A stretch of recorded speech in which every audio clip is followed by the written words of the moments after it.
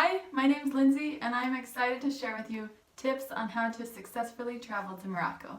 I have found that a lot of people have a hard time knowing where to begin in planning a trip to Morocco because it's such a large country. There's so many things to do. There's a lot of beautiful regions to visit.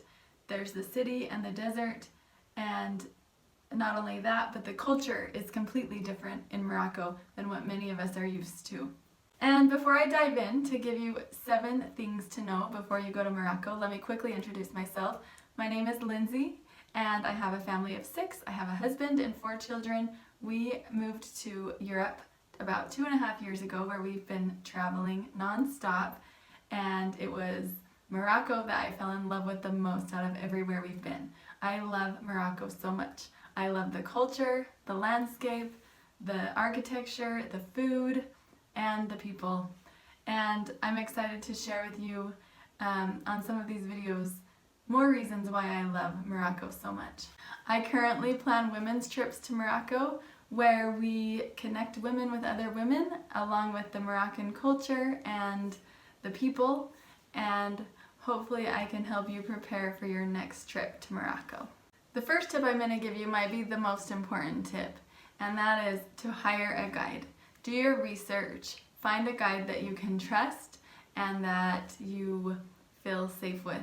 A lot of people think that hiring a guide might take away some of the flexibility from their trip, but actually the opposite is true.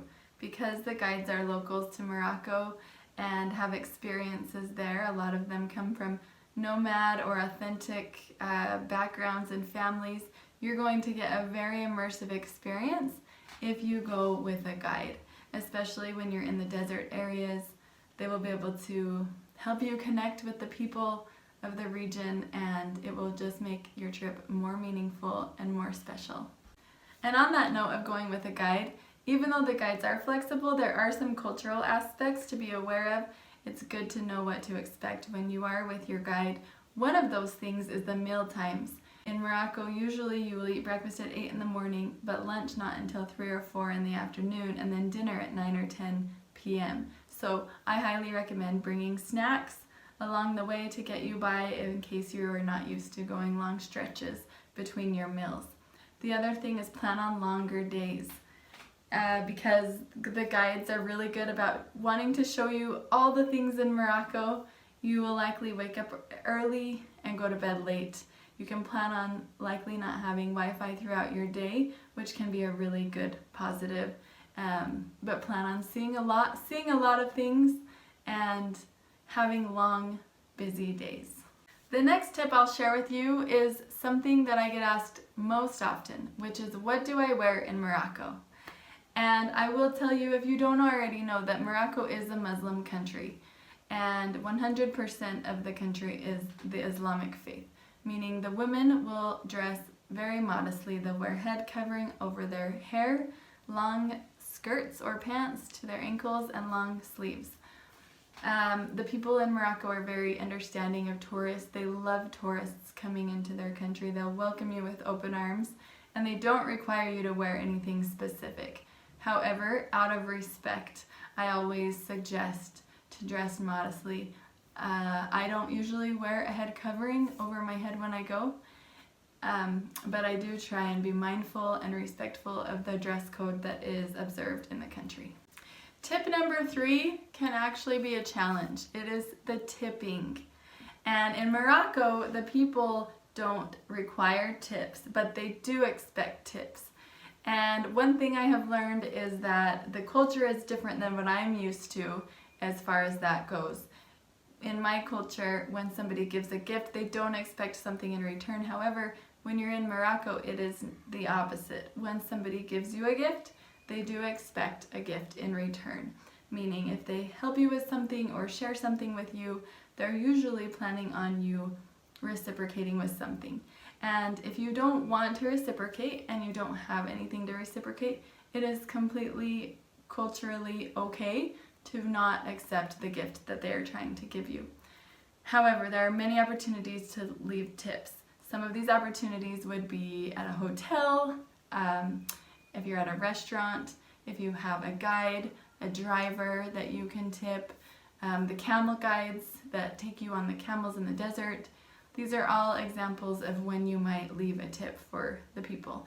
So I suggest bringing Moroccan dirhams, which is their currency, to Morocco with you when you come. You can order this ahead of time at your local bank, or there is the option of pulling money out at the ATM in Morocco. However, you can expect fees from the ATM if you decide to do that.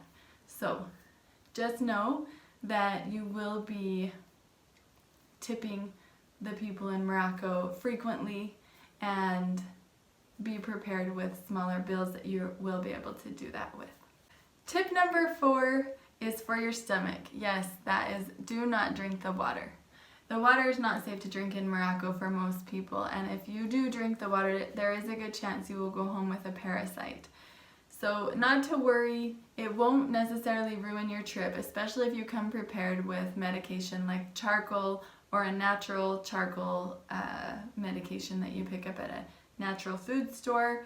Perhaps the people at the pharmacy can help you know what to take on your trip, because if for some reason you forget and drink the water and do get a parasite, that medication will quickly help your stomach to get back in order so that you can successfully enjoy the rest of your trip. Another thing that I often get asked a lot is number 5, which is what do they eat in Morocco? And the most traditional dish is tagine, which is a hot plate with a triangular type lid over it where they cook vegetables, couscous, meat, and it is very good. And the food that they use in Morocco is extremely fresh and extremely good for your digestion. And they eat dates and fresh produce. I highly recommend, if you pick up any fresh produce off the side of the street that maybe you purchase at a vendor, you wash it off with bottled water before you eat it. Another thing that they serve a lot of is mint tea. And if you decide to drink the mint tea, you don't have to worry about the parasite because the tea is hot and boiled and it is safe to drink. The 6th thing I'll share with you is about the souvenirs in Morocco. Lots of people forget to bring extra space in their luggage so that they can bring their souvenirs home. Morocco is known for having amazing leather, and you can purchase jewelry, spices, fossils, rugs.